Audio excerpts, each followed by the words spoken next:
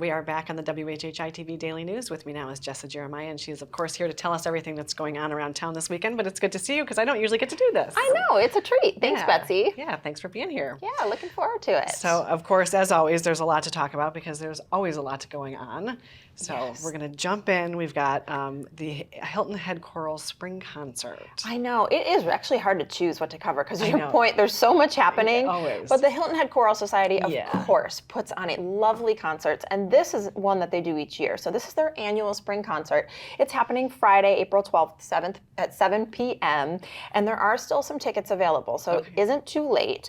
This takes place at First Presbyterian Church. Right. What's special about the spring concert is it's not just the Hilton Head Choral Society, they're also accompanied by several guest soloists. Oh, nice. So there's some variety, and then there's some art. So this is actually titled Inspired by Art. And what they do is they bring in artwork that has been passionately created by members of PEP, which is Programs for Exceptional People. I love that. So there's art, there's music, it's just a lovely evening. Yeah, and if you haven't seen some of the art that they do, it's really fantastic. Yeah. It's really cool stuff. I would love to see it. Yeah, it is really, really neat. And so then we're going to move to the Hilton Head Winery, Tunes and Treats. That sounds like fun. Doesn't it? Yeah. And it's happening pretty much all weekend. So from Friday through Sunday, Tunes and Treats at the Hilton Head Winery. Basically, there's live music throughout the weekend. And it's happening from 2:30 to 4:30 p.m. on Friday and 2:30 to 4:30 on Saturday. On Sunday, they have a little bit longer day, 12:30 to 4:30. Okay. But I love mine. They're also doing a cheese and fruit platter. Nice. This is right up my alley. So if you like wine, cheese, and fruit, what could be better? This is your deal. It is your deal. And you know what? They have some really interesting wines too.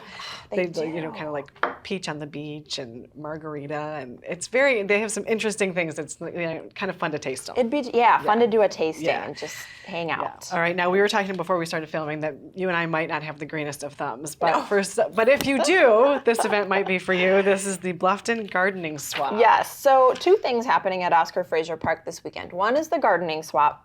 Kind of interesting. I had to read on how this works, but you go to Oscar Fraser Park Saturday at 9 a.m. You bring up to 3 plants from your yard, and they might be clips of different things that you have.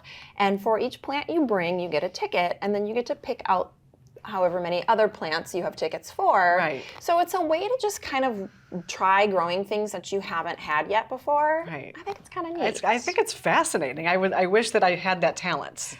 Likewise. Really Likewise. I really do. The other thing happening in Oscar Fraser Park this weekend, same day, Saturday, is, even earlier. If you want to get there early, you can do yoga in the park. Okay. And that's a public event. So I guess you can get there at 8, but then the time listed is 10 a.m. So I'm not exactly sure. You have to look up on the website exactly what the deals are, but I think you can get there as early as 8, then the actual yoga starts at 10. So there's plants, there's yoga. There's all kinds of things. It's going to be a beautiful day, so why not be at the park? Exactly. Yeah.